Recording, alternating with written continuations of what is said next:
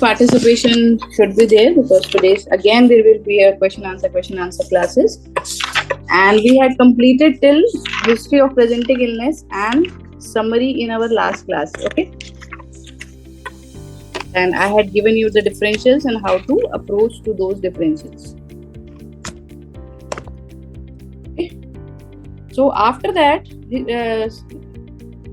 history of presenting illness and a probable summary, what comes is your general examination.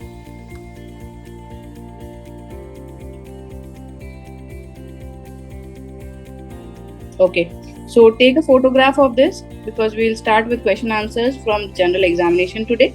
So what all comes in general examination? You have to write, he is a middle-aged male, moderately built, poorly nourished.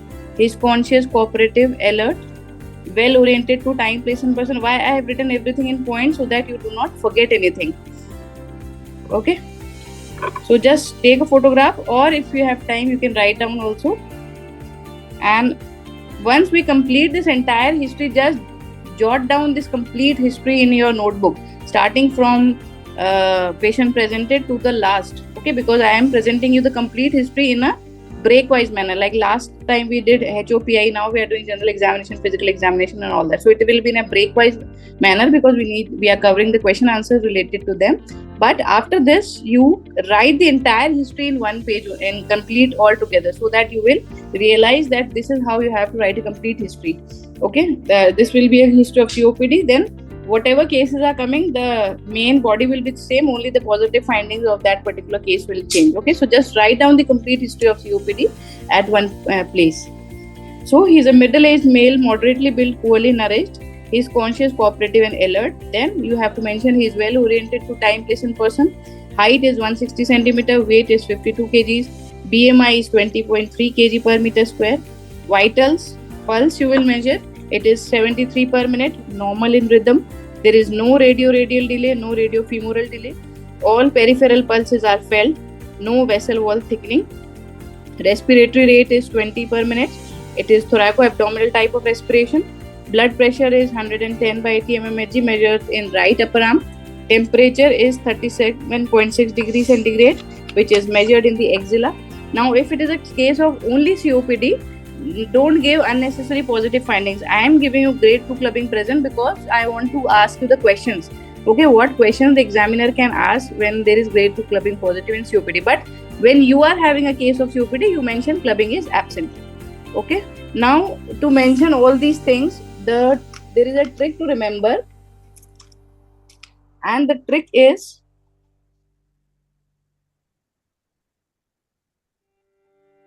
to remember this.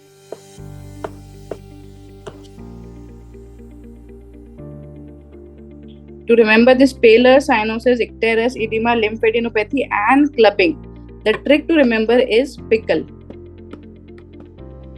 Okay, so P for pallor, I for icterus, C for cyanosis, C for clubbing, L for lymphadenopathy, E for edema. Just write this down. Then fine tremors are present, but you have to mention in your COPD history it is absent. No external sign of TB or malignancy. Don't use this point because unnecessarily you will be in trouble. And spine is normal. That means there is no kyphoscoliosis. So I am giving you 2 minutes. Just write all these points. All right. So I think everyone has written. So what are the questions related to these points? So what is BMI? It is kg per meter square. Okay. What is normal BMI? Answers. What is normal BMI value?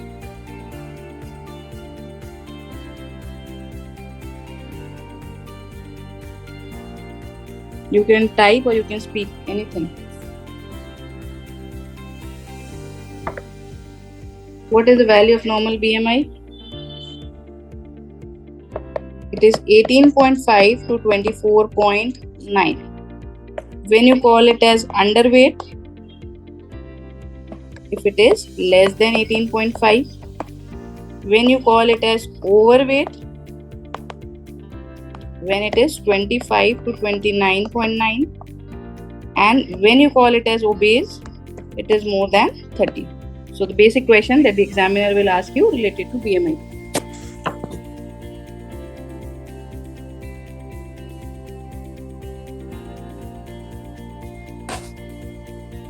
Okay. Now, what are the questions related to pulse? What is the normal rate of the pulse? It is 60 to 100 per minute. So, what is tachycardia? Tachycardia is more than 100 and bradycardia is less than 60.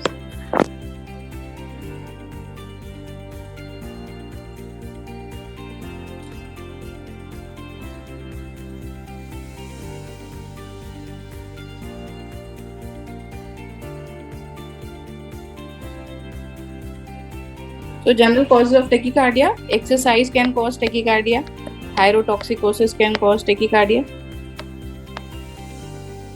Okay, and normal physiological bradycardia is present in athletes. It is also present in heart blocks.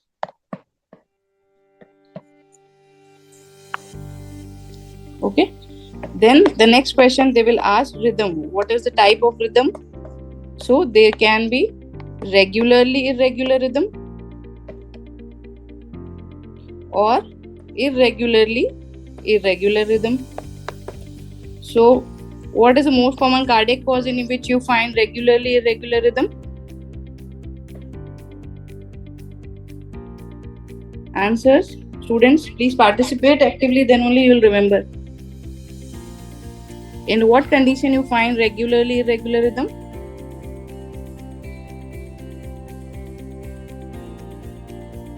Nobody is answering. Speak, at least speak wrong answer only.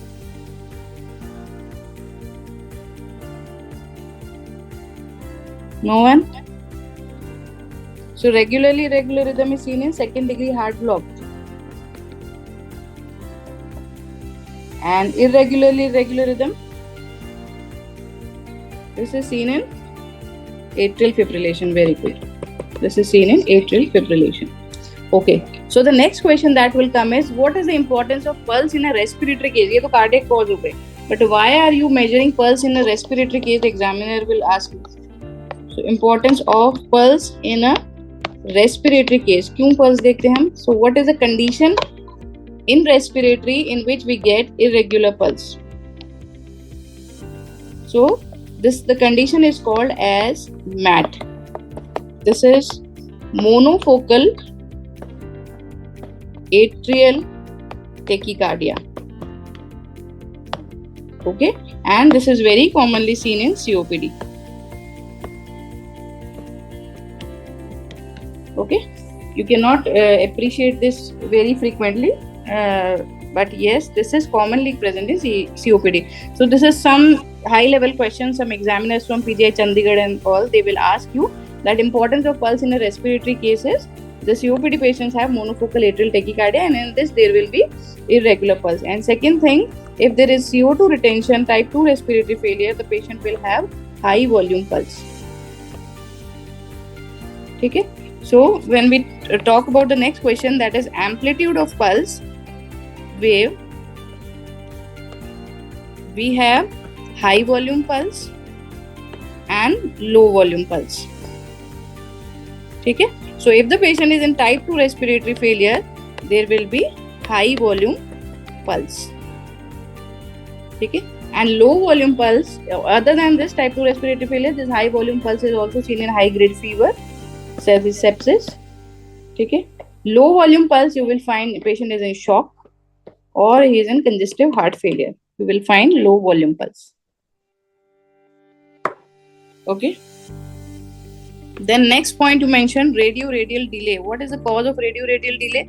Because you are mentioning everything, the examiner will ask you, किसमें होता है radio-radial delay? So what is the most common condition in which you find radio-radial delay? Very simple question and very frequently asked. This is seen in aneurysm in the arch of aorta. Aneurysm in arch of aorta. ठीक है.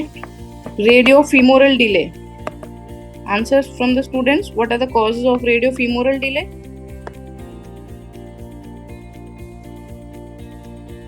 Anyone?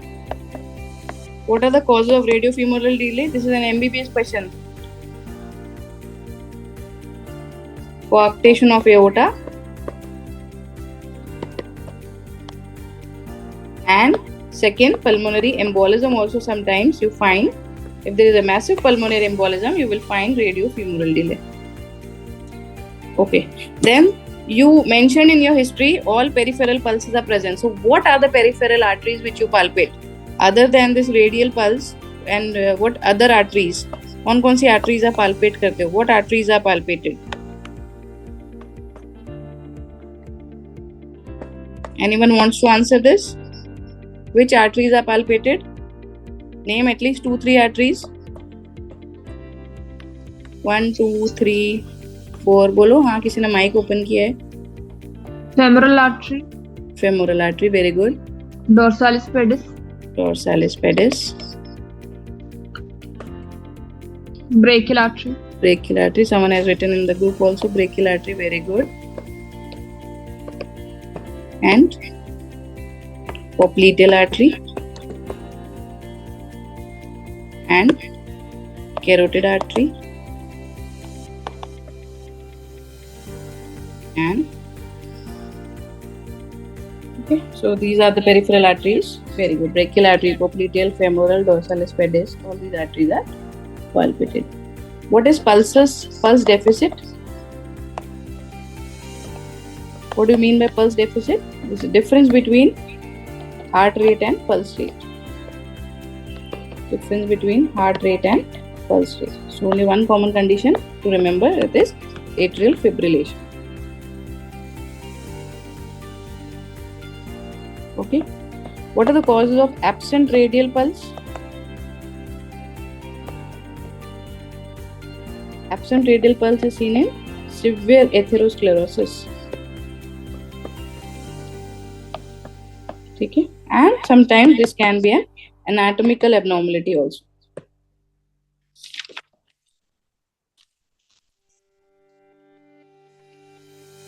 Okay.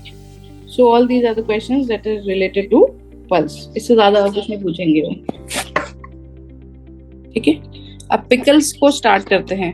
What was P in pickle? P was peller. ठीक है. So सबसे पहली चीज तो पूछते हैं define pallor. What do you mean by pallor? Definition पूछेंगे हर चीज की.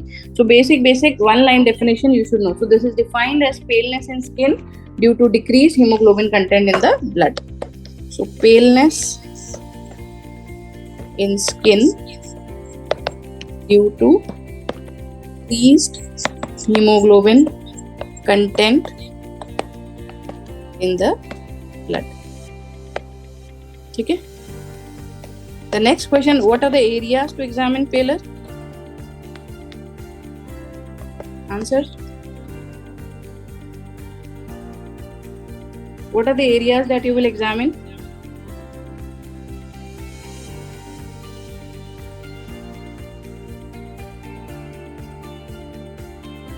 So, this is where you will see the pallor. So, one is the lower palpable conjunctiva.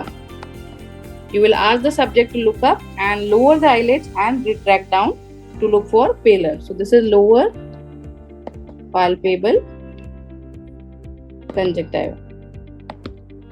Okay? Then you will see on the tongue. So, tip of the tongue and the soft palate. So, ask the patient to protrude the tongue and you will look for the paleness. So, tip of the tongue and soft palate. You will see pallor. You can take photographs also so that you will remember. And third, the palms and the nails. So examine the palms, examine the nails. So you are looking at the palms, you are looking at the nails to look for pallor. So these are the three areas in which you will look for the pallor. Lower palpable conjunctiva, tip of the tongue and soft palate, palms and nails. Okay, you can take pictures also if you want. This is for palms. This is for nails. This is for lower palpebral conjunctiva. And this is the tongue and soft palate. Okay, you can see the normal tongue is pink, paler tongue is slight whitish, and if it is severe paler, there is no hemoglobin, it is completely white.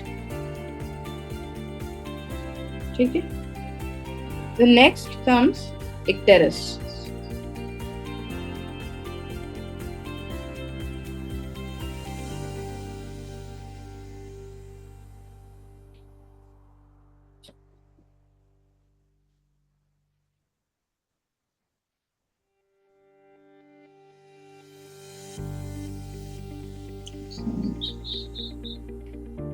Okay. So paler you have mentioned. So next I stands for icterus. So again the definition of icterus. So how will you define icterus? This is yellowish coloration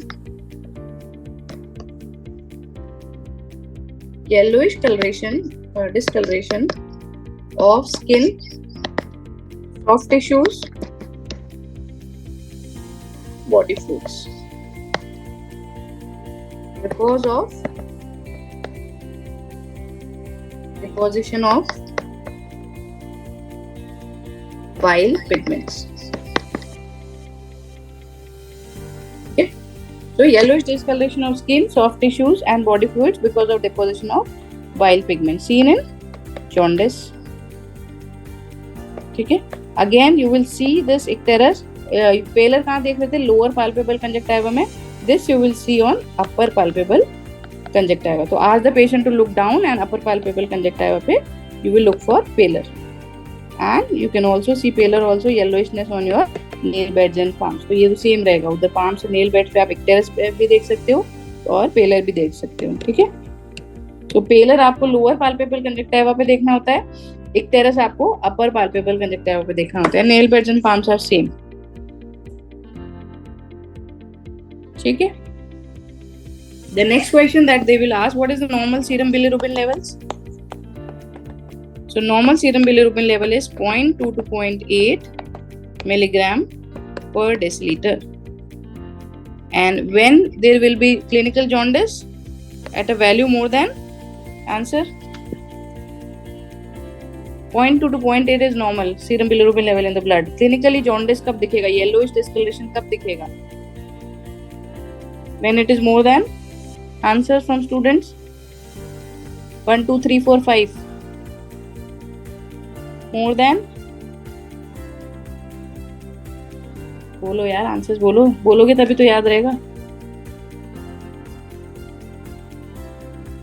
type कर दो, बोलना नहीं है तो. Nobody? So it is more than 2 milligram per deciliter. Then only it is clinical jaundice.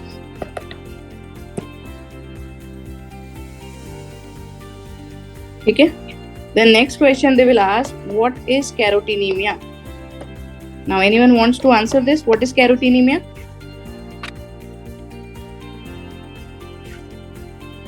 So carotenemia is also yellowish discoloration, and this is due to carotenemia is also yellowish discoloration of the skin, and this is due to eating of too many carotene rich foods, that is carrots, sweet potatoes, citrus fruits and green vegetables. So it is not a harmful condition. This is yellowish discoloration. Yes, there is beta carotenoid pigments are deposited because of excess of too many carotene rich foods. So they will ask, what are carotene rich foods? So carrots, sweet potatoes, citrus fruits, okay, green vegetables, all these are carotene rich foods. Carotene rich foods. Okay. Now, what is the classification of jaundice? So for you don't have to go in much detail. Short में बोलना है. There is 3 types of jaundice. One is pre-hepatic jaundice. One is hepatic jaundice, that is intrahepatic, and the third is post-hepatic jaundice. Okay. So what happens in pre-hepatic jaundice? There is excessive destruction of RBCs. Okay. And Why the RBCs are excessively disrupted? Because of impaired uptake by the liver. Impaired uptake by the liver. Okay, so there is overproduction of RBCs, and this overproduction के साथ साथ liver में उसका uptake भी नहीं हो रहा है. So overproduction and impaired uptake will lead to excessive destruction, and this is called as actually hemolytic jaundice.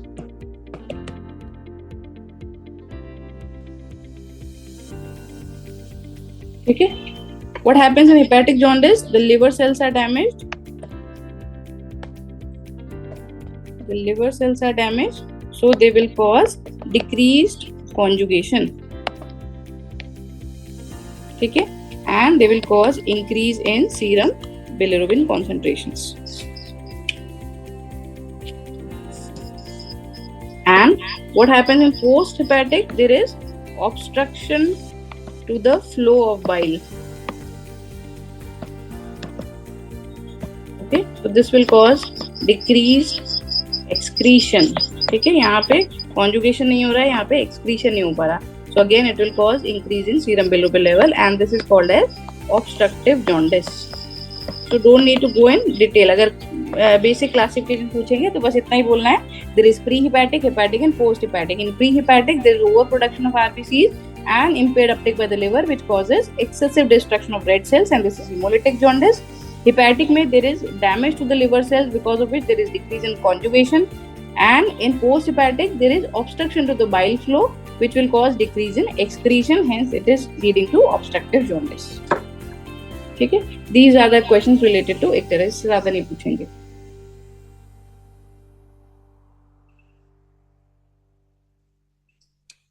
ठीक है, then next third is pickle का I हो गया, C for cyanosis. ठीक है, so again the definition of cyanosis. How will you define cyanosis? So this is bluish discoloration of skin and mucous membrane. And why it occurs? This occurs due to increase in reduced hemoglobin more than 5 gram percentage in the blood. Okay, so again cyanosis is of two parts. One is peripheral cyanosis and one is central cyanosis.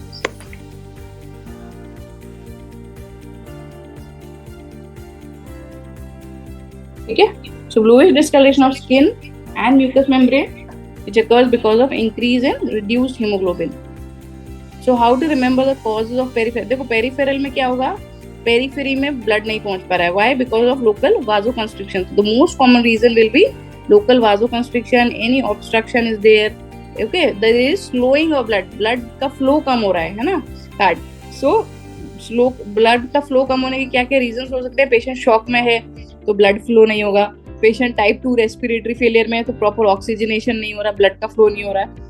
Patient का cardiac output कम हो रहा है तो blood का flow नहीं हो रहा. So all these causes will cause slowing of the blood to the tissues, and hence there will be decrease in cardiac output, and it will cause local vasoconstriction of the peripheries, and it will cause peripheral cyanosis. So the trick to remember peripheral cyanosis is COLD, cold. So C for cold only, जिसकी वजह से local vasoconstriction होगा, peripheries में blood नहीं जाएगा. O for any kind of obstruction, can be massive pulmonary embolism, can be severe type 2 respiratory failure with cor pulmonale, so blood का flow ही रुक जाएगा. Then patient is in left ventricular failure plus severe shock में है patient, again blood का flow रुक जाएगा. And D for decrease in cardiac output. So all these things will cause slowing of the blood to the tissues.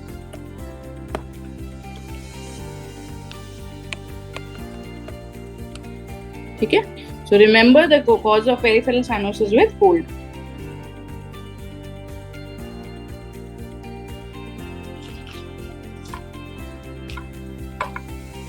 ठीक है, what happens in central cyanosis? There is increase in deoxygenated blood. So increase in deoxygenated hemoglobin increases, and this leads to formation of shunt which will bypass the normal pulmonary circulation.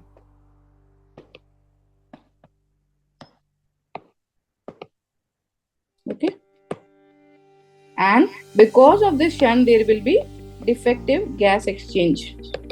So periphery में नहीं, centre part में भी cyanosis रहेगा. ठीक है, यहाँ पे क्या हो रहा है कि कोल्ड की वजह से या एनी ऑब्स्ट्रक्शन की वजह से कि ब्लड फ्लो सेंटर से तो जा रहा है पर पेरिफेरी तक आते आते वहां पे वाजो कंस्ट्रिक्शन होने लग जाता है, ब्लड का फ्लो डाउन ही स्लो होने लग जाता है. तो इसलिए यहाँ पे सिर्फ पेरिफेरल साइनोसिस देखने को मिलता है. सेंट्रल साइनोसिस में क्या होता है कि डीऑक्सीनेटेड हीमोग्लोबिन इतना ज्यादा बढ़ जाता है that it keeps on formation of shunts. तो शंट फॉर्मेशन की वजह से क्या होगा, there will be further increase in deoxygenated haemoglobin, further increase in shunt formation and the normal pulmonary circulation bypass, and ultimately it will cause increase in the gas exchange.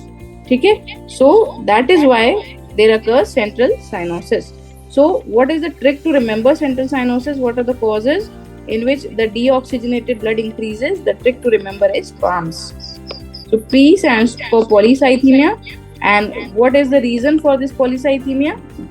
One of the respiratory cause of polycythemia is COPD, chronic obstructive pulmonary disease. Patient is long term hypoxic, chronic hypoxic. तो उस chronic hypoxia को compensate करने के लिए उसके अंदर blood formation बढ़ता जाता है, RBCs बढ़ते जाते हैं और hemoglobin बढ़ता जाता है, but at a point there will be increase in deoxygenated hemoglobin, है ना, because proper oxygenation तो हो ही नहीं रहा है क्योंकि he is in respiratory failure, है ना. So there will be more and more shunt formation and it will cause defective in gas exchange and ultimately patient will have central cyanosis. I have seen many patients of COPD who present with polycythemia and central cyanosis.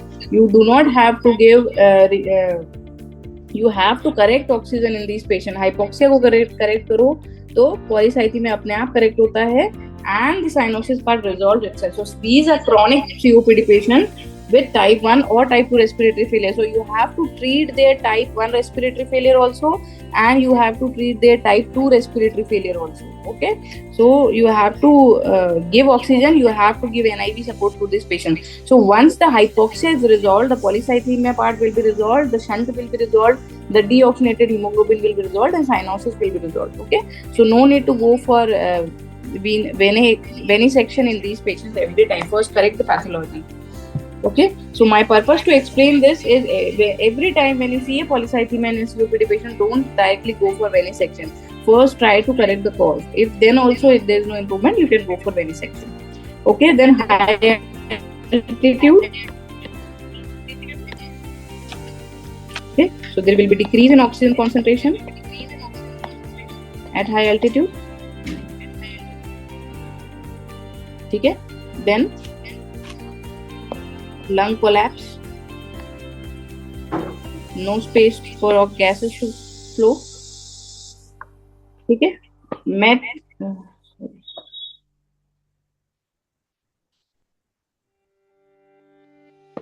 methemoglobinemia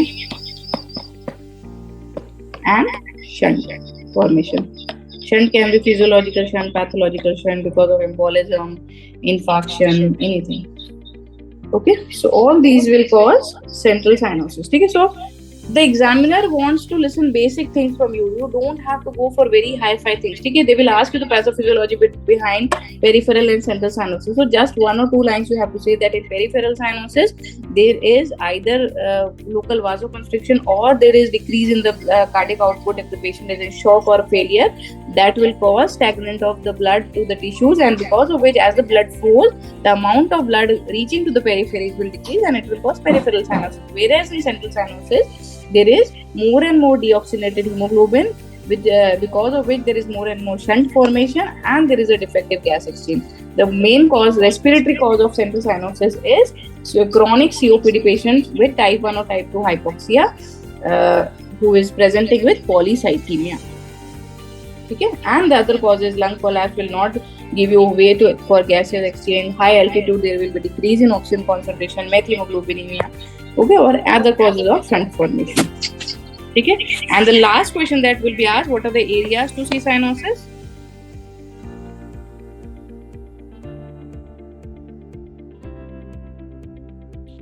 Okay, so ये तो jaundice का था, yellowish discoloration. ठीक है, ये jaundice का था. You have to see the jaundice one, upper palpebral conjunctiva.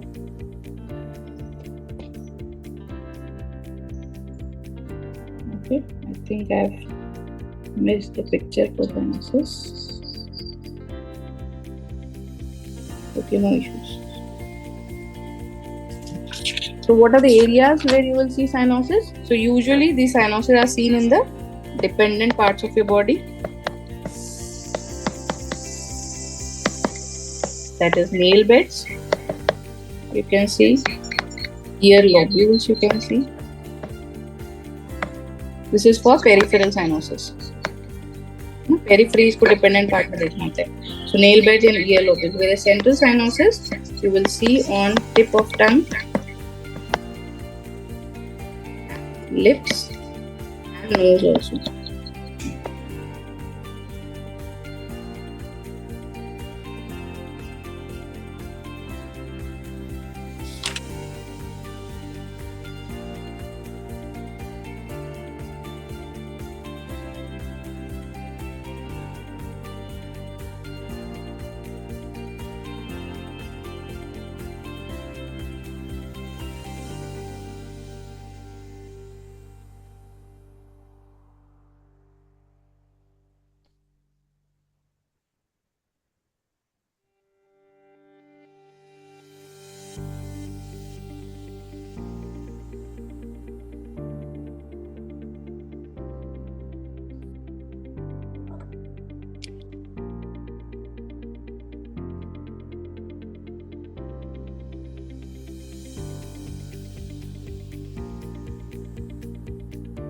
ठीक है. The next C is clubbing.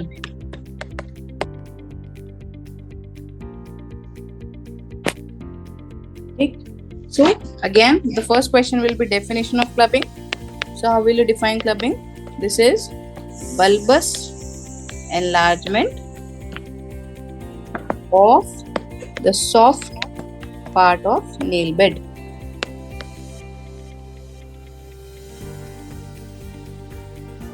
Okay, and this bulbous enlargement will cause increase in curvature of nail bed.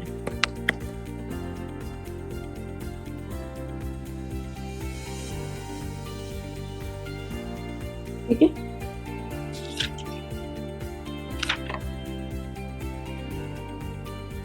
So why this bulbous enlargement occurs? The next question, कि bulbous enlargement होता क्यों है? ठीक है. So the most common mechanism behind clubbing is hypoxia. Most common mechanism is hypoxia. So what happens in hypoxia?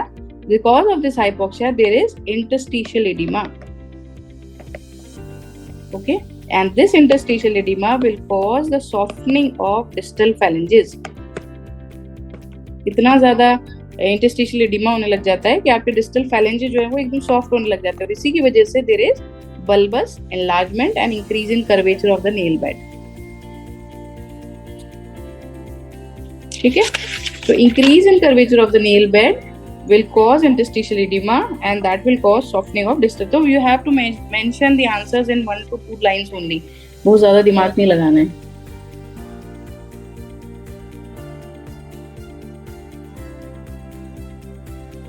ठीक है.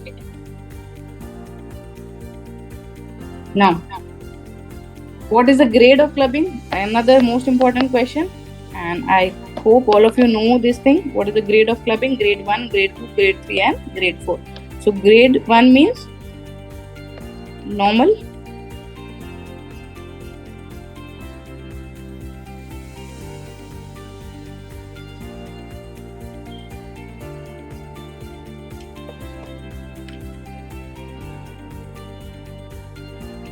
Also curvature is normal, but there is only increased fluctuation of nail bed. ठीक है. So there is only increase in fluctuation of nail bed is grade 1. Grade 2, there will be obliteration of the Lovibond angle.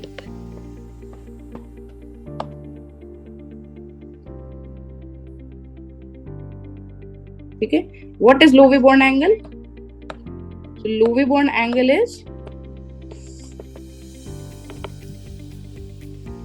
Lovibond angle is angle between the nail bed and the adjacent skin. Angle between nail bed and adjacent skin. ठीक है. So normal Lovibond angle is an obtuse angle, and if this gets obliterated, this is clubbing positive.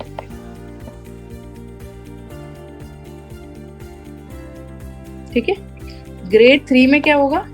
There is increased curvature of nail bed. That will lead to parrot beak or drumstick appearance.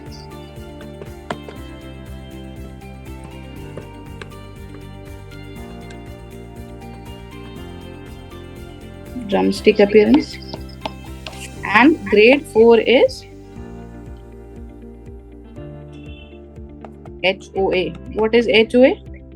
The entire nail bed will be swelled completely, and this will cause hypertrophic osteoarthropathy. ठीक है. So these are the grades of clubbing.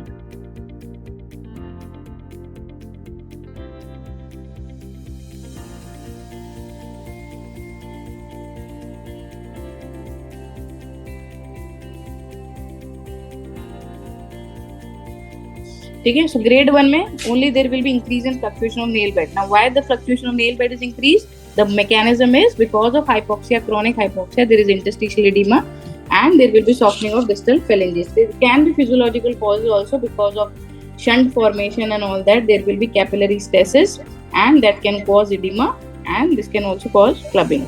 But we have to go for pathological causes only. Okay. Then grade 2, the obliteration of Lovibond angle. So Lovibond angle is angle between nail bed and adjacent skin. The normal angle is 160 to 180 degree, which is obtuse angle. Obliteration is clubbing positive. Third, there is increase in curvature of the nail bed, that is parrot beak or drumstick appearance. And fourth, it is hypertrophic osteoarthropathy. Okay. So this is how you will see the clubbing. So this is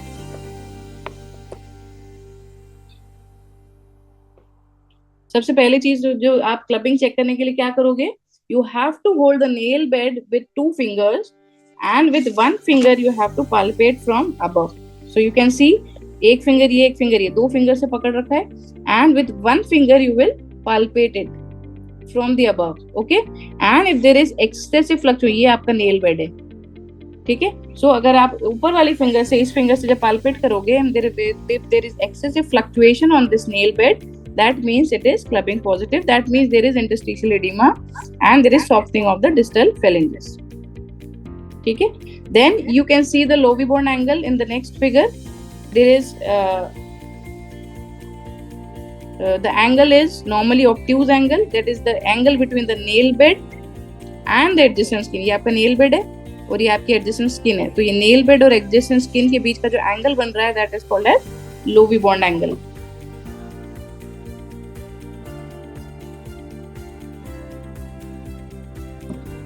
ठीक है.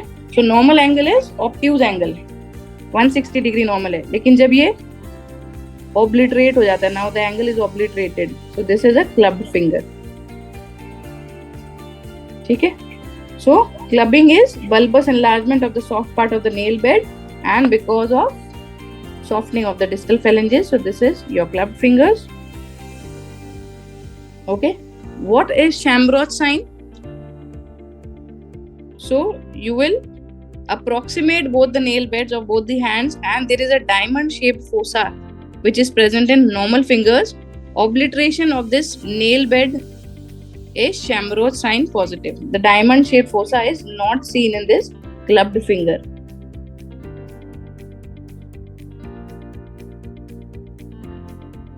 ठीक है. And this is how you are doing nail bed fluctuation test. You hold the nails with 2 fingers, 1 and 2, and ऊपर वाली finger से आप fluctuation test करोगे.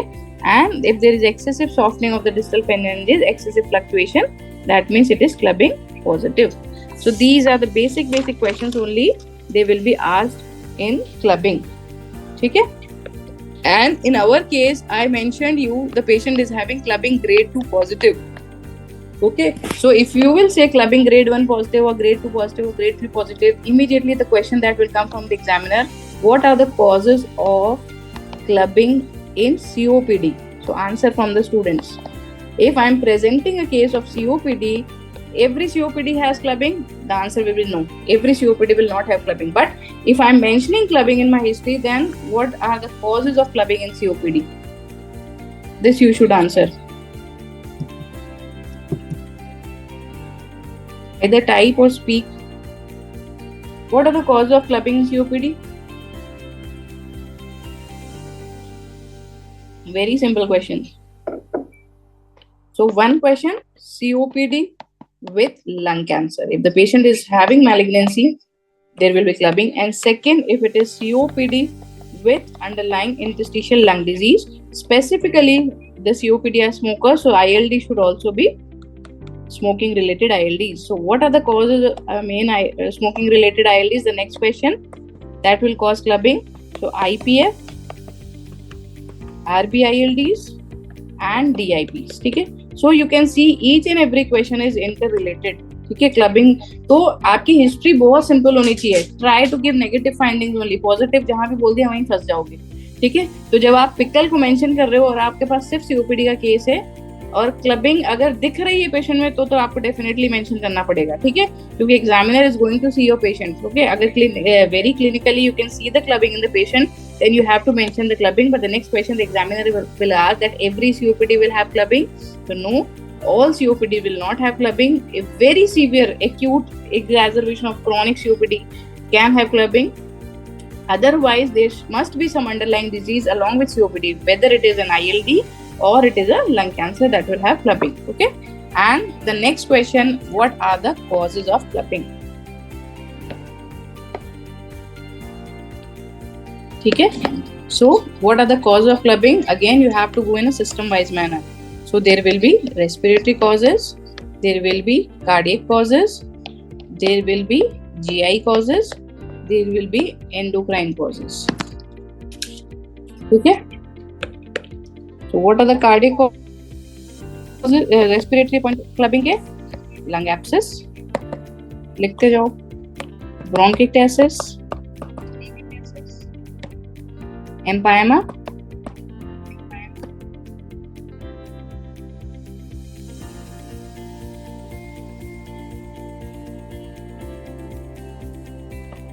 tuberculosis with secondary infection can also sometimes present with clubbing, malignancy,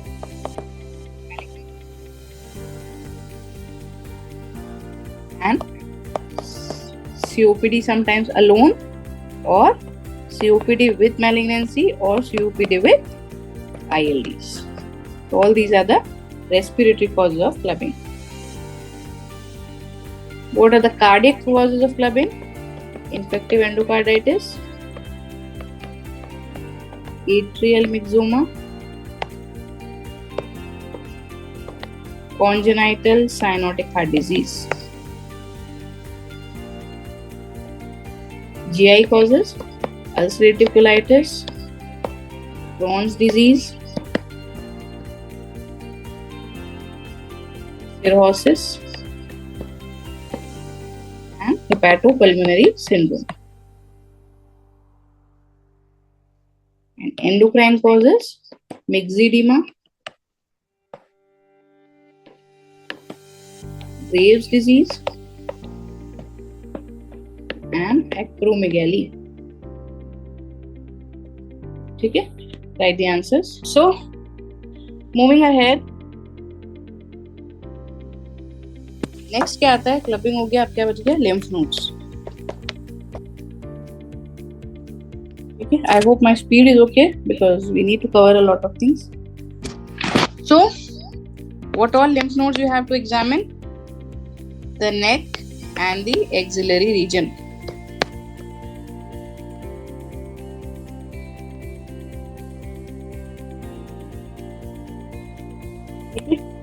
The sequence कौन कौन से lymph nodes देखोगे? Submental lymph nodes, then submandibular lymph nodes, then preauricular lymph nodes, then postauricular lymph nodes, then cervical lymph nodes, then occipital lymph nodes. ठीक है, ये तो हो गए आपके नेक के. एंड एक्सिला के लिम्फ नोड्स क्या होंगे? So the trick is apical. So A for anterior, P for posterior, I for inferior, C for central, A for apical, L for lateral. ठीक है, तो ये आपके नेक के लिम्फ नोड्स हो गए और ये आपके एक्सिला के लिम्फ नोड्स हो गए. ठीक है, lymph nodes. ठीक है, so you will stand behind the subject. ठीक है, सब्जेक्ट को पहले आगे सिटिंग पोजीशन में रखोगे, then you will stand behind the subject and you will slightly flex the neck. See, the examiner is behind the subject and the neck is slightly flexed. ठीक है, now सबसे पहले क्या चेक किया उसने? Submental. यहाँ पे वो चेक कर रही है, she is checking submental lymph nodes. After that, she goes a little behind and she is checking submandibular lymph nodes. Then this is preauricular lymph node. You can take the photographs also if you want. This is submental lymph node. Then she is checking submandibular lymph node. This is submental.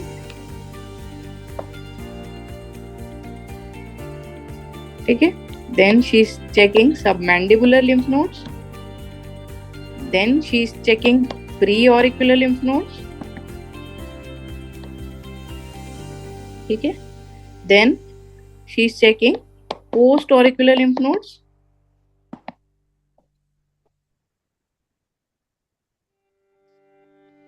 ठीक है, then she is checking cervical lymph nodes.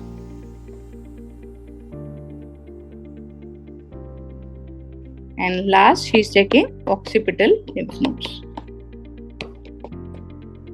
ठीक है, सो ये sequence में आपको देखना है. सबसे पहले सबमेंटल से स्टार्ट करोगे, सबमैंडिबुलर को चेक करोगे, then you will check preauricular, then you will check postauricular, then you will check cervical, and then you will check occipital lymph nodes. ठीक है, what are some basic questions that they will ask you related to lymph nodes? So size of the lymph node कैसे check करते हो? So along the longest diameter of the lymph node, if it is more than 1 centimeter plus if it is irregular, that means it is a malignant lymph node.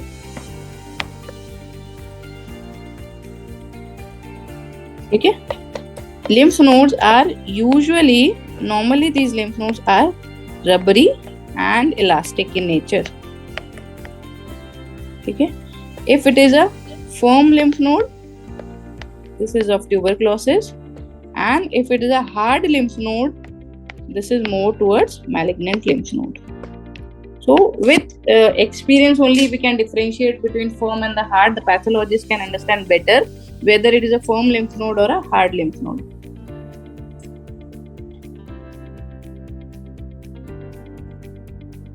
Okay, then you see the mobility, and if the lymph node is not mobile, means it is fixed to the adjacent area. Again, this is the feature of malignant lymph node. So malignant lymph node will be more than 1 centimeter along the longest diameter. It will be an irregular lymph node. It will be hard and it will be fixed to the adjacent areas.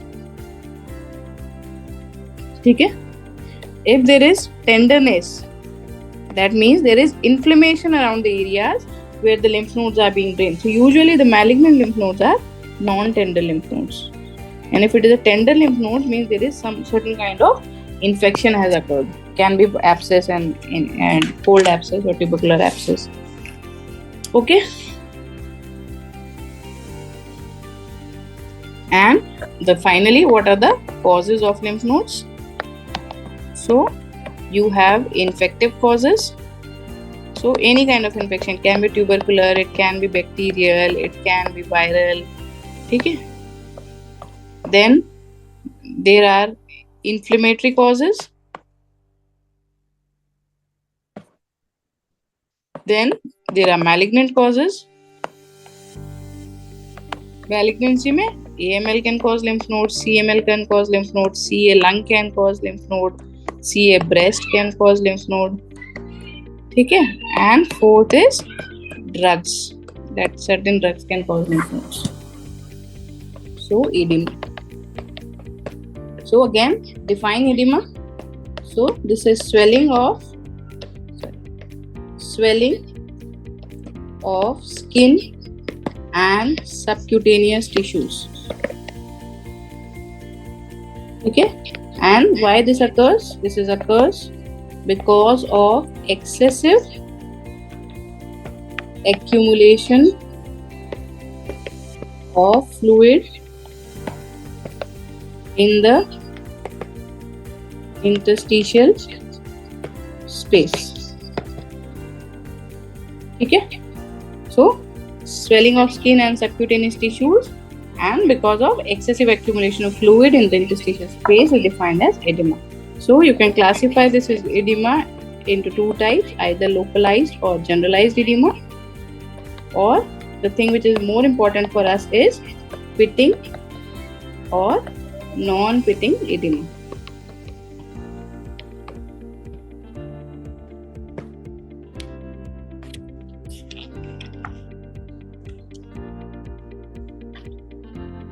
ठीक है. So where you see the pit, so you will have to examine on the dependent parts for the edema. So tell the patient to put the leg down, and you will have to apply the pressure above the medial malleolus. Then you have to press for 20 seconds. ठीक है. And then you have to look for a pit once you release your thumb from the skin. So always check for edema on the dependent part of the body, and specifically you measure it above the medial malleolus, and you have to press for 20 seconds.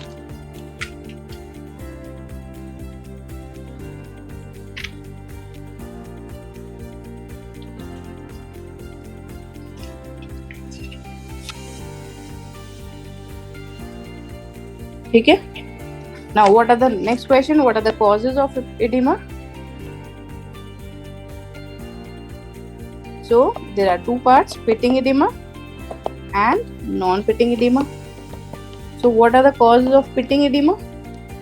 So you have cause, cardiac cause. So edema means there is something underlying along with the lung physiology. ठीक है. So renal causes, liver causes, और anemia और hypoproteinemia.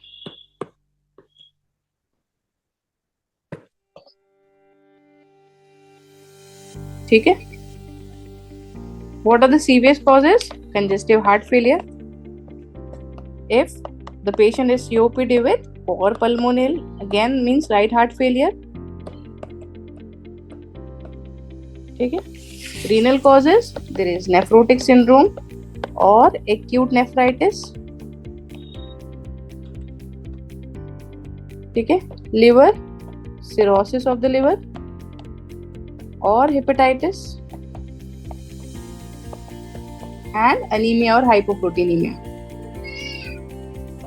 What are the two main causes of non-pitting edema? Myxedema and hypothyroidism.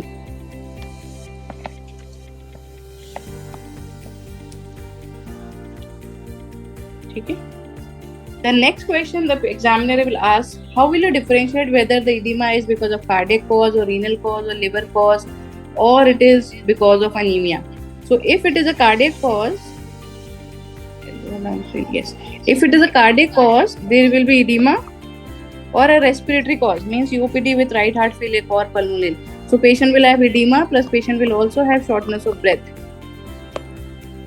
So there can be dyspnea, there can be PND, there can be orthopnea.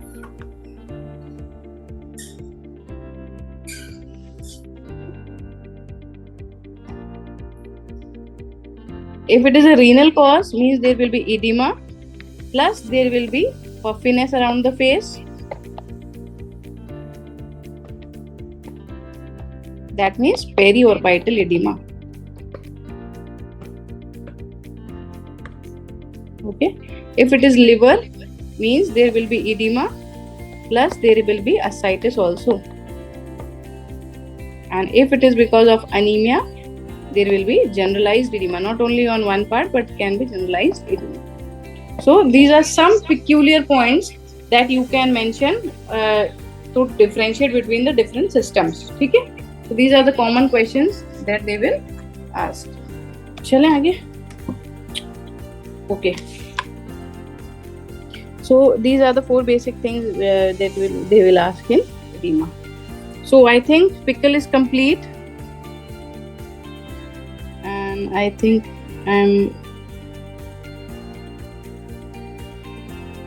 audibility is clear. Okay, so we have completed all the basic questions related to a pickle. Then vitals we have already seen: temperature, pulse, respiratory rate, blood pressure, and all. One question that I left: pulsus paradoxus. I have already explained you in my previous class what is pulsus paradoxus, and what are the respiratory causes of pulsus paradoxus? The examiner can ask you. Anyone? What are the respiratory causes? We have seen the cardiac causes, but what are the respiratory causes of pulsus paradoxus? So, acute exacerbation of COPD can present with pulsus paradoxus. Status asthmaticus sometimes can present with pulsus paradoxus. Okay, so examiner will always try to ask you respiratory causes. You have mentioned the blood pressure. The examiner will ask you what is the importance of blood pressure in a respiratory case. Why do you measure blood pressure in a respiratory case? So there can be increase in blood pressure if the patient is in type 2 respiratory failure. Okay, and there can be low blood pressure, decrease in blood pressure if there is type 1 respiratory failure. So type 2 respiratory failure is a chronic hypoxic state with hypercapnic state. The patient is in severe respiratory distress, so the blood pressure will shoot up. Whereas type 1 respiratory failure, there is severe hypoxemia. The patient can suffer with hypotension. And other causes of hypotension in respiration is severe pulmonary embolism. There will be hypotension with tachypnea. Okay? So these are the importance of blood pressure in respiratory cases. Okay. Now moving ahead, we come with the respiratory system examination. So this was all about our general examination. So now comes your respiratory system examination. Okay.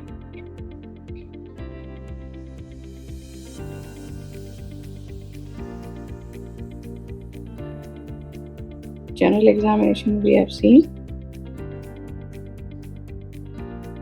Okay, so take a photograph and after that you write it in your own handwriting, because I felt it will be a delay in our classes. So in respiratory, just take a picture and then after the class you write this down in your own handwriting.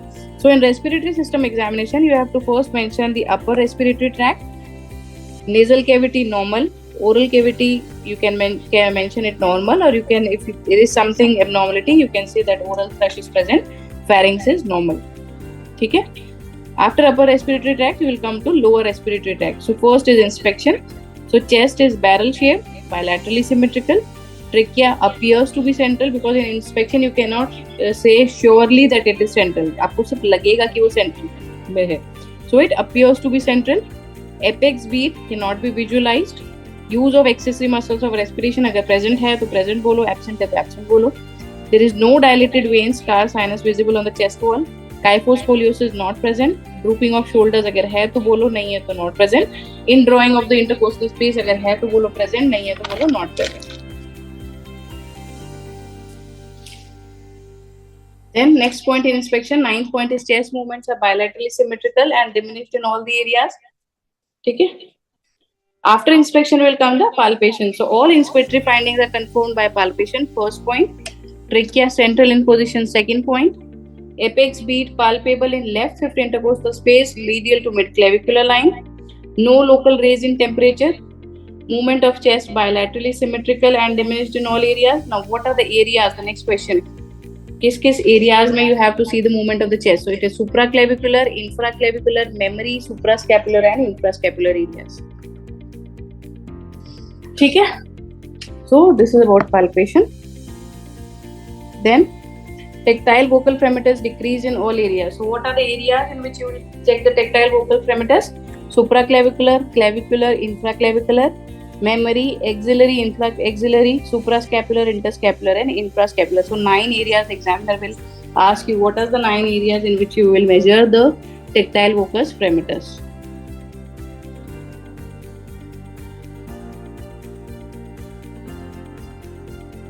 Okay.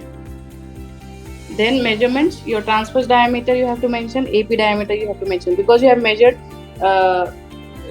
this slight mistake in this. The transverse is normal than AP usually, but you have mentioned it barrel shaped chest. तो barrel shaped chest में क्या होगा? AP बड़ा होगा, transverse छोटा होगा. ठीक है? तो transverse को थोड़ा बड़ा ज़्यादा दिखाना है, AP को छोटा दिखाना है. ठीक है?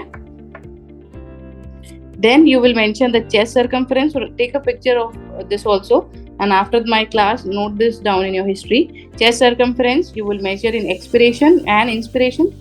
Then right hemithorax you will measure, left hemithorax you will measure, and you are saying it bilaterally symmetrical, तो measurements दोनों के same होने चाहिए.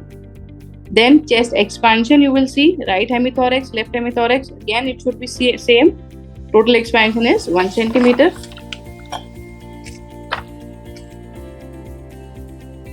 ठीक है?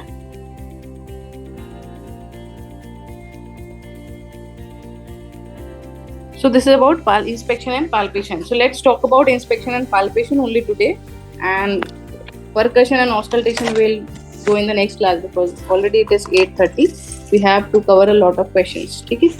Now after this, what are the questions that will come when you first give these inspectory and palpatory findings? So inspection में आपने क्या बोला? I'll just first show you the pictures and then we'll move ahead.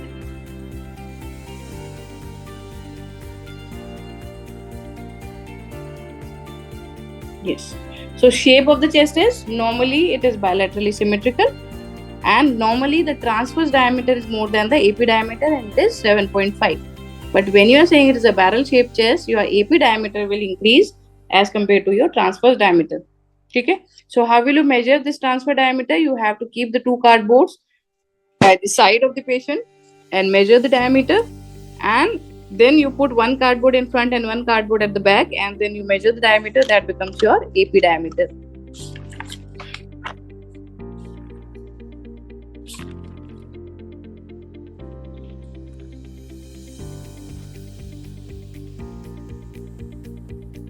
Okay?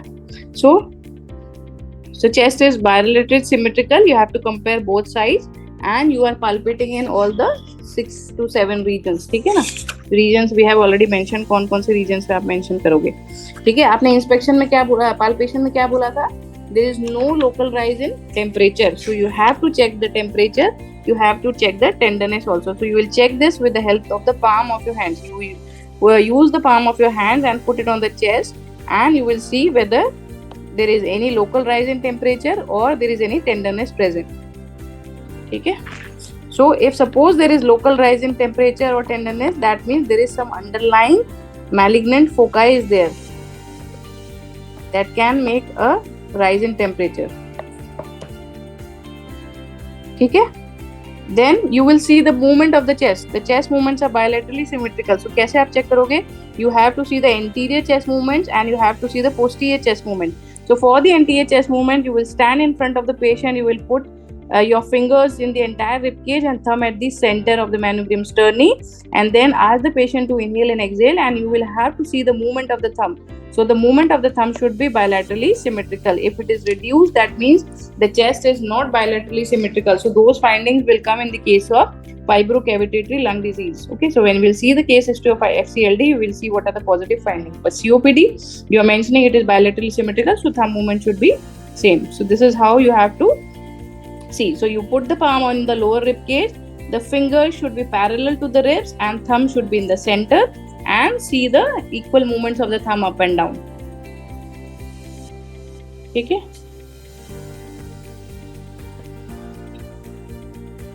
So this is how you are again measuring. You have put all the fingers at your lower rib cage.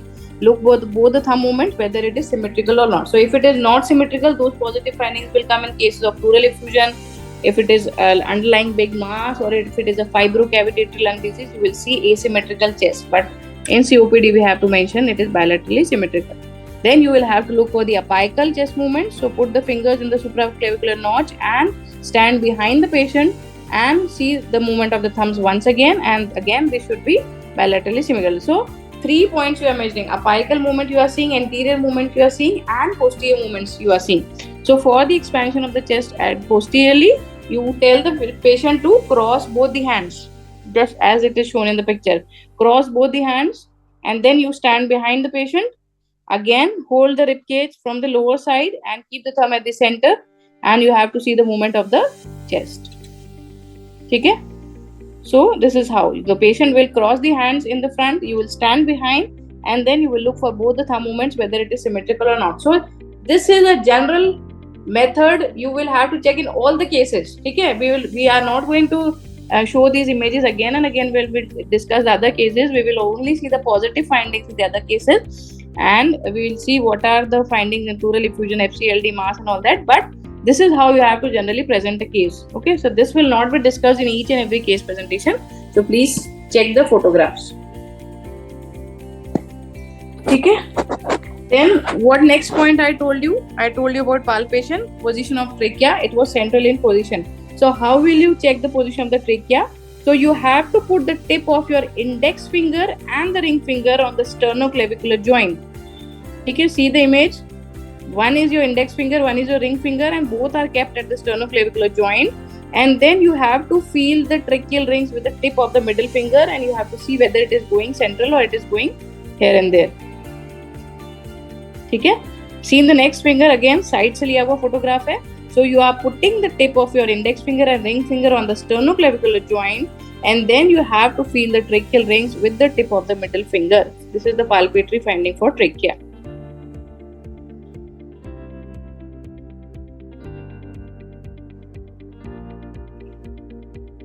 ठीक है. Then we talked about apex beat. So apex beat, you have to take your palm,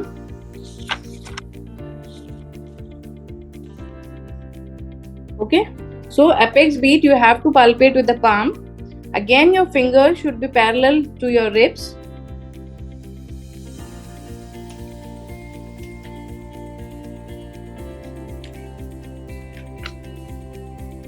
Okay. Then you have to put the palm on the precordium. What is precordium? Precordium is the part of anterior surface of chest which is overlying the heart, and that is usually your fifth intercostal space. Then you have to find out the prominent point under which the heart is beating under your palm, and once you find that prominent point, then you put the ulnar border of your hand towards that point, and once you again specify that yes, the heartbeat is at this point, you have to mark the apex beat with the tip of your index finger. So take a photograph of all these three pictures, apex beat. First start palpating from your palm on the precordium, then use the ulnar border, and then the tip of your fingers. Take this photograph.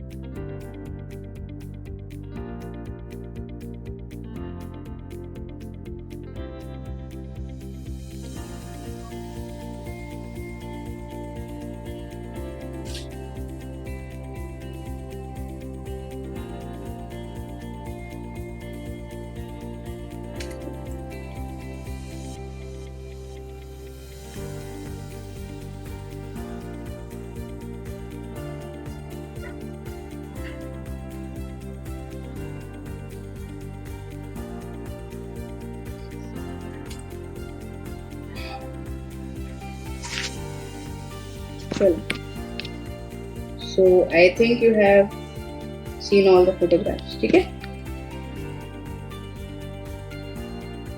So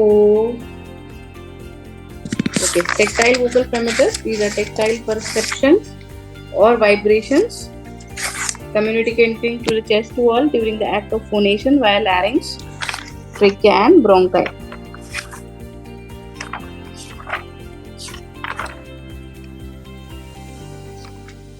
ठीक है?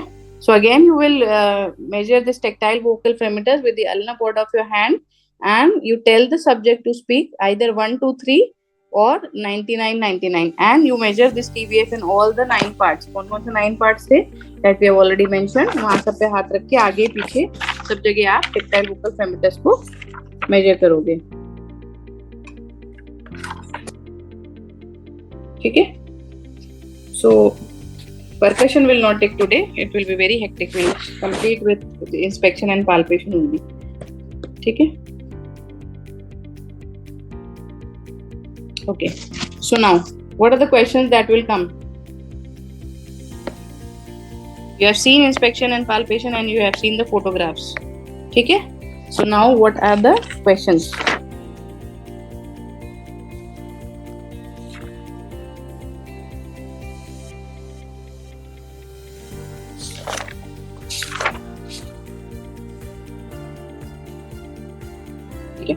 The first question that will come, what is the characteristics of a barrel-shaped chest?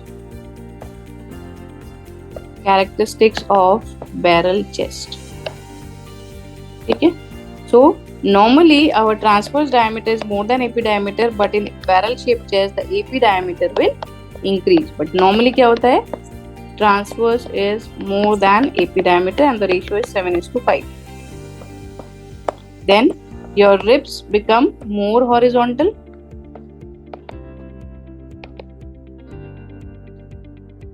ठीक है? Then bilateral intercostal spaces, they become prominent. Then supraclavicular fossa, there can be fullness in the supraclavicular fossa.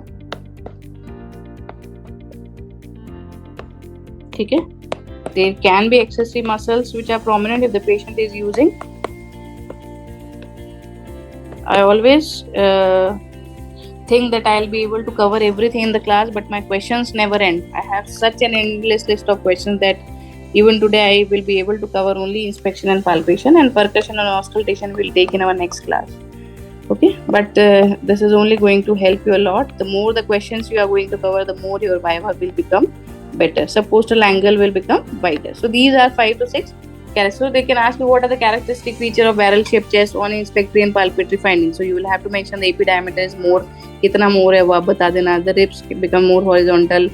Intercostal spaces prominent हो जाती है. Supraclavicular fossa में fullness आ जाती है. If the patient is using accessory muscles, they become prominent. ठीक है?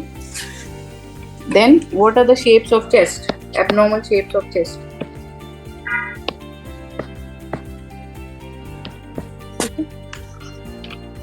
So pectus carinatum. Now I'll write down fast because these are common questions. Also called as pigeon chest. Okay. What do you mean by pectus carinatum or pigeon chest? There is a deformity of chest which is characterized by protrusion of your sternum and ribs. ठीक है? किस किस में देखने को मिलता है? Rickets, atrial septal defect can be seen in congenital disease like Down syndrome, Marfan syndrome. You can see pigeon chest. So P for pigeon and P for protrusion. Remember this thing. Okay.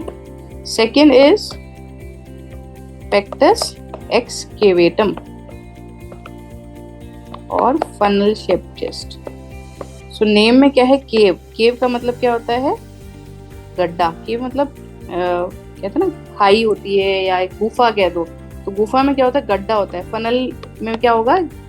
गड्ढा होगा, है ना. So cave means गड्ढा, funnel means गड्ढा. So this is deformity, abnormal deformity of rib cage in which your sternum अंदर चला जाएगा, गड्ढा बन जाएगा एक, excavatum. So sternum caves in. ठीक है, तो this is actually a sunken deformity, sunken chest wall deformity. ठीक है ना, तो अंदर की तरफ जाएगा तो एक गड्ढा सा बन जाएगा, there will be sunken deformity. So can be seen in congenital abnormalities, can be seen in rickets, can be seen in Ehlers-Danlos syndrome.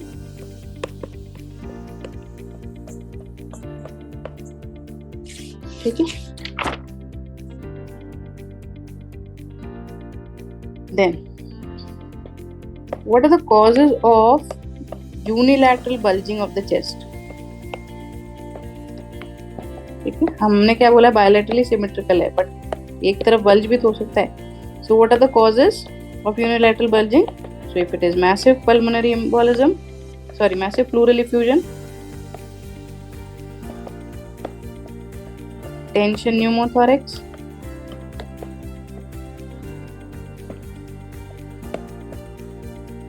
compensatory hyperinflation of the lung,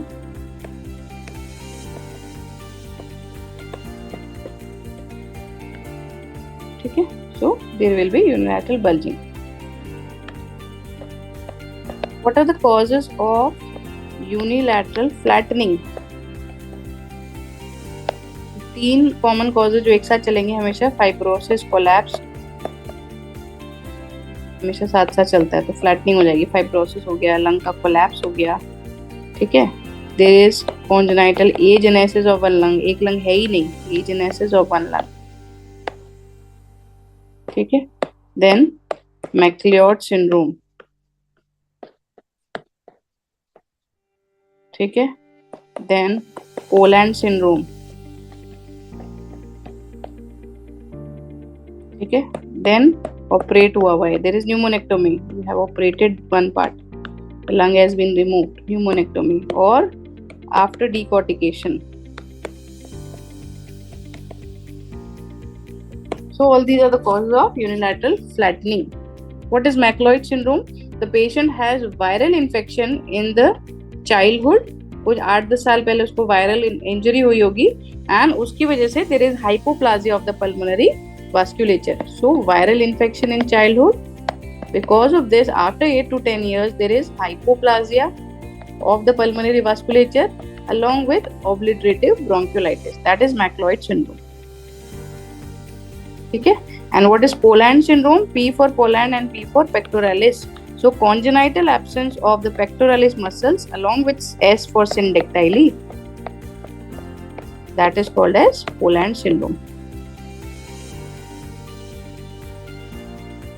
ठीक है, then the next question they will ask, what are the causes of decreased chest movements? तो bulging हो गया, flattening हो गया, movement ही नहीं है. ठीक है, तो there can be unilateral decrease in chest movement और there can be bilateral decrease in chest movement. ठीक है, so what are the cause of unilateral decrease? Again fibrosis हो गया तो उस पार्ट का डिक्रीज हो जाएगा, कोलैप्स हो गया तो उस पार्ट पे डिक्रीज हो जाएगा, कंसोलिडेशन है तो उस पार्ट पे डिक्रीज हो जाएगा. ठीक है, if there is pleural effusion और न्यूमोथोरैक्स तो उस पार्ट पे मूवमेंट डिक्रीज हो जाएगा.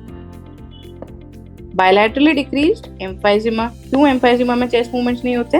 Because there is more and more dead space, trapped lung हो चुका है, more and more, not trapped lung, sorry, more and more dead space has been accumulated, so it is a silent type of chest. The alveoli जो होते हैं इतने dead हो गए कि वो गैस एक्सचेंज में पार्टिसिपेट ही नहीं करते, तो मूवमेंट बायलैटरली डिक्रीज हो जाते हैं. Massive pericardial effusion.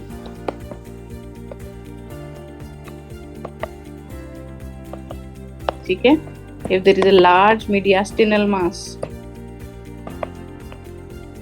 and if there is a bilateral pleural effusion, so there will be bilateral decrease in the chest movements.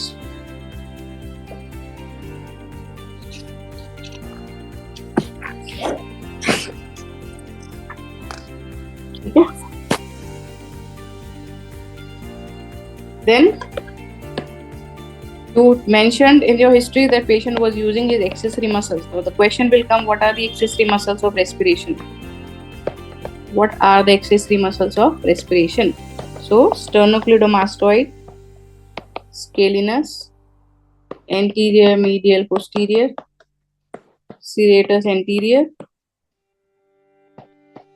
pectoralis major and minor, trapezius, latissimus dorsi,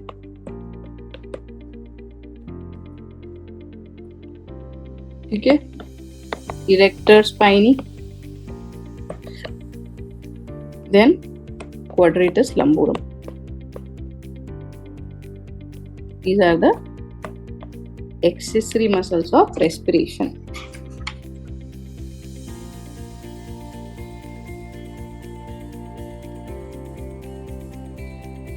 ठीक है.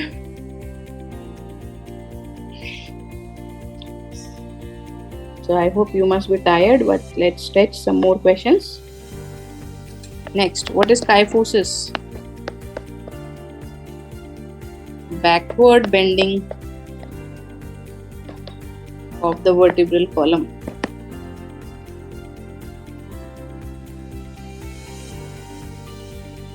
Okay, so there will be convexity posteriorly and concavity anteriorly.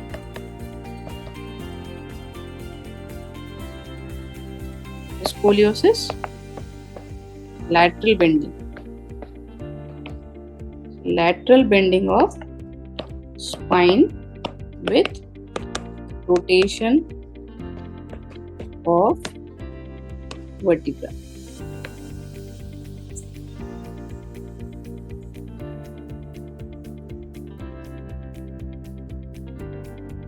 ठीक है.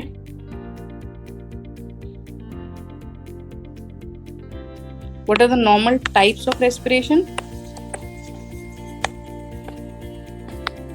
So there are two types of respiration: abdominothoracic and thoraco-abdominal. So usually the males have abdominothoracic type of respiration and females have thoraco-abdominal type of respiration. But what is the pathology if the male is having thoraco-abdominal respiration, a prominent thoracic respiration in males, and the female is having prominent abdominal respiration? So the causes in which the male will have prominent thoracic respiration is massive ascites,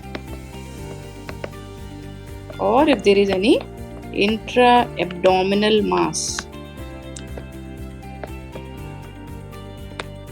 Okay, and when the female will have predominant abdominal type of breathing, if there is any pleural effusion or severe pleurisy, if there is consolidation,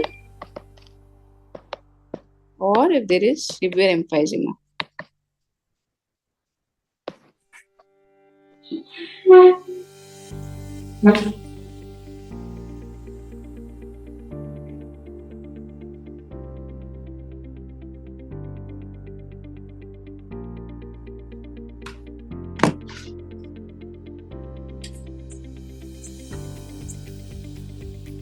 ठीक है. Then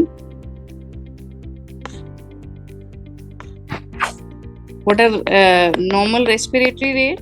It is 12 to 18 per minute. When you call it as tachypnea, if there is increase in respiratory rate, and bradypnea if there is decrease in respiratory rate. Definitions: dyspnea, orthopnea, we all have seen in our previous class. ठीक है. So what are the causes of increase in respiratory rate? Fever, pneumonia, respiratory alkalosis due to any reason, all causes of respiratory alkalosis, transient tachypnea of newborn. What are the causes of decrease in respiratory rate? So respiratory depression due to any CNS cause, or patient is in type 2 respiratory failure, raised intracranial tension, and patient is in diabetic coma.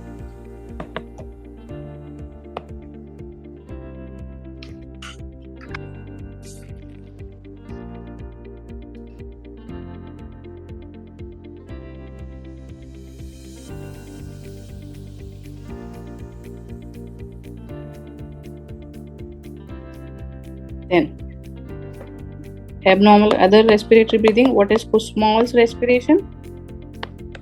The Kussmaul's respiration means there is increase in respiratory rate plus increase in depth of respiration. So both respiratory rate and depth will increase. So increase in rate, increase in depth, increase in rate, increase in depth, and continuous flow is there. Okay. And the causes are all causes of ketoacidosis. Can be diabetic ketoacidosis, uremic acidosis. All these will cause Kussmaul's respiration. What is Kussmaul's sign? This is raised JVP during inspiration.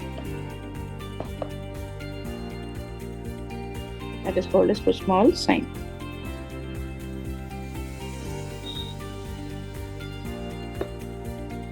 Okay. What is Kyne stroke respiration? So there is a period of hyperapnea, means increase in the depth of respiration, followed by a period of apnea, then again period of hyperapnea, followed by a period of apnea. So hyperapnea, then apnea, then hyperapnea, then apnea. So continuous cycle will go. This is Kyne stroke respiration. This is seen in high altitude. Cardiac failure, any head injury, any brain abscess, encephalitis.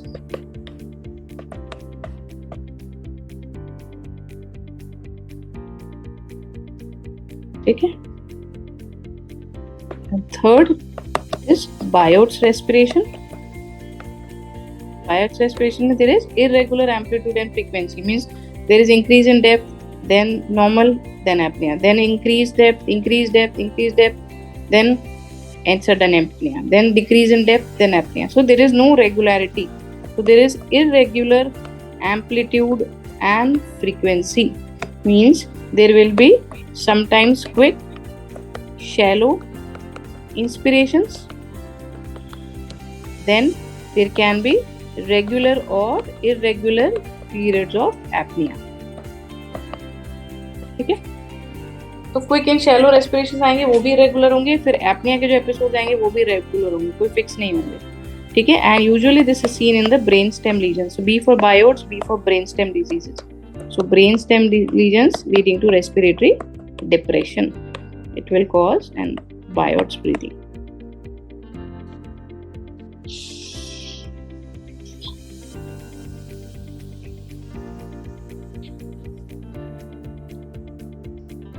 The important question for respiratory point of view, pulsed lip breathing. Why do COPD patients do pulsed lip breathing? The examiner will ask you. Okay. So what happens in COPD?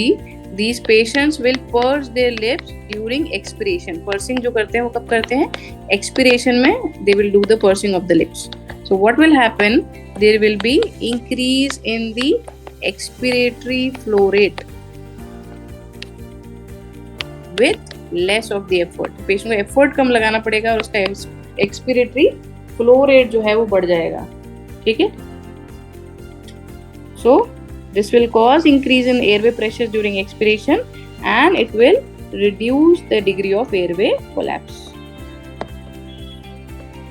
ठीक है? So pursing के दो advantages होंगे, expiratory flow rate बढ़ेगा and that is why when we are putting the patients on ventilator हम expiratory time को prolong करके रखते हैं. ठीक है? 1:2, 1:3 हमेशा expiratory जो है वो prolong होना चाहिए COPD patients में on your ventilators. Why? Because there is obstruction. air आएगी तो सही पर बाहर जाने में उसको दिक्कत होगी. तो जब आप expiratory time prolong करोगे so he will get time to exhale out all the carbon dioxide and inhale the oxygen properly. So it will increase the expiratory flow rate and this will prevent the collapses of the airway. So ultimately it will improve the ventilation of the patient. So this improves ventilation and this will release the trapped air. So इसीलिए हम expiratory rate ज़्यादा रखते हैं ताकि सारी trapped air, dead air, carbon dioxide बाहर निकल जाए. इसीलिए CO2 wash out होता है patient में. So you should know the importance of the ventilatory settings in a COPD patient and all that. I have covered this in great detail in my ventilatory classes. I have taken in the DNB course, and will be very soon taking these ventilatory classes in the theory class also. ठीक है, तो DNB course जिन्होंने पढ़ लिया है उनमें ventilatory के 2-3 lectures हो गए हैं, उसमें I have explained you each and everything in great detail, how to use the ventilators, what are the settings and everything. And the theory course, the ventilator topic is still left. We'll be taking it in the next month. So this will release the trapped air and improve ventilation. And where you see pursed lip breathing, emphysema. ठीक है, so I think all the questions related to inspection are completed. Then palpation में कुछ और questions जो बच गए हैं. एक तो हमने पढ़ा था local rise in temperature. तो अगर local rise in temperature होता है, that means there is underlying malignancy or any tumor growth in the underlying skin, जिसकी वजह से वहाँ पे temperature raise हो रहा है. ठीक है, so this can be present inside the chest cavity. ठीक है,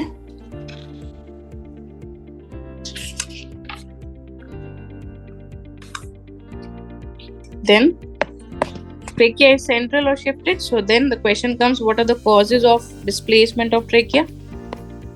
So causes of displaced trachea. So trachea displaced means there is a shifting of mediastinum also.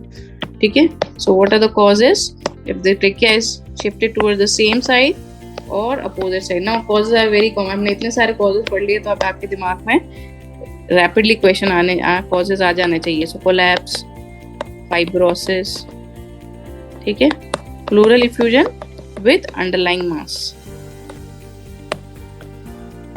same side, massive pleural effusion, opposite side, massive pneumothorax, opposite side, hydropneumothorax, opposite side.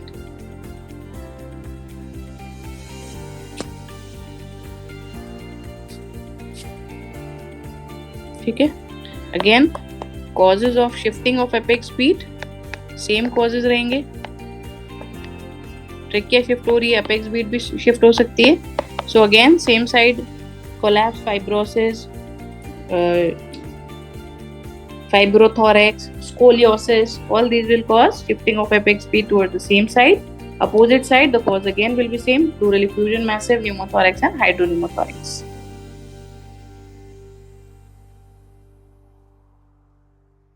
ठीक है, now when the trachea is displaced towards the same side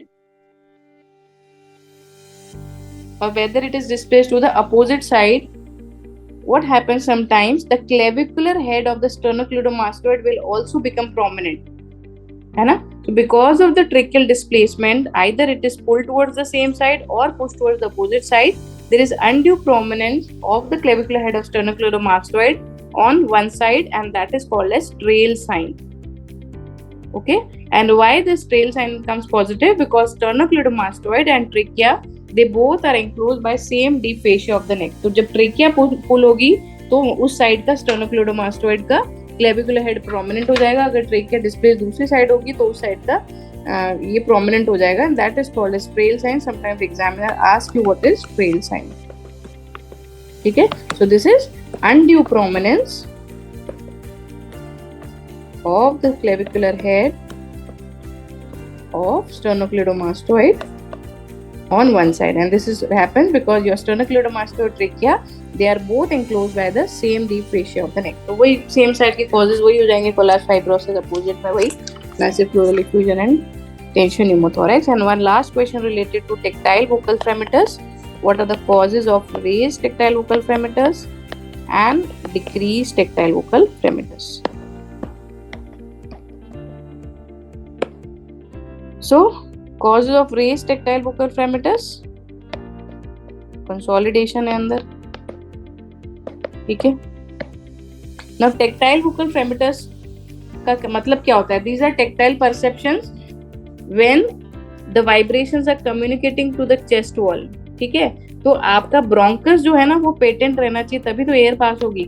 So the condition to become to listen to the tactile vocal fremitus or raised tactile vocal fremitus is कि आपका bronchus patent होना चाहिए.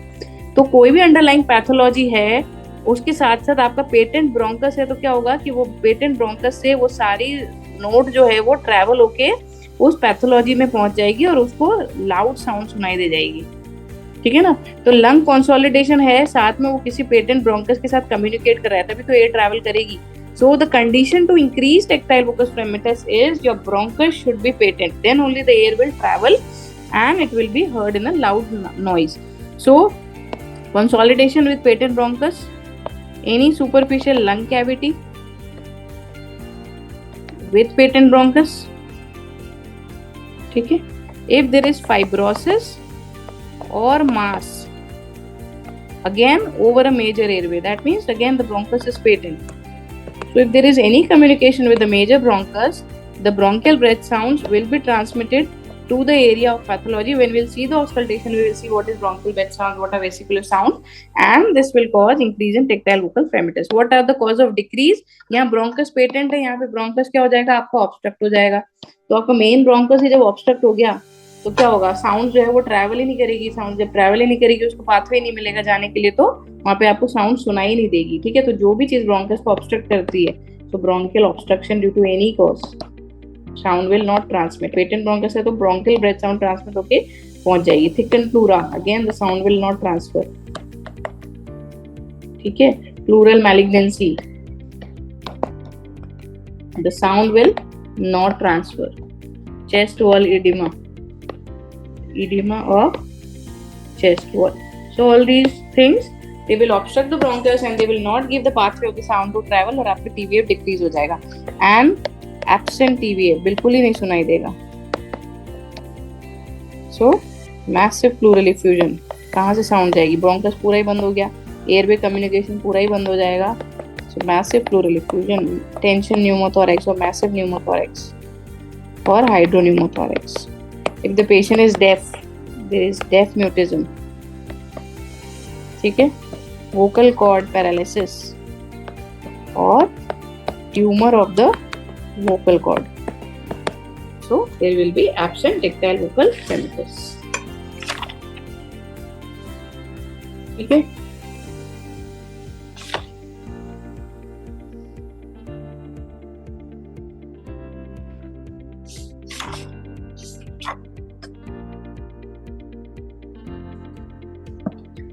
Okay, so I am again left with percussion and auscultation part, and I think it's too much. The class is already too long, so let's cover it in our next class.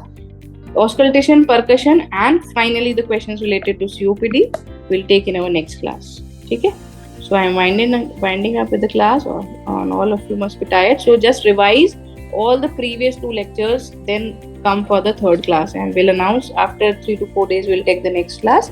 In this we will cover the auscultation, percussion part and the COPD questions. Okay, so I hope all of you understood everything. So let me wind up with the class. If you want to ask anything, if you have any doubts, you can ask, you can message me, you can call me. Okay, so let's stop the class today.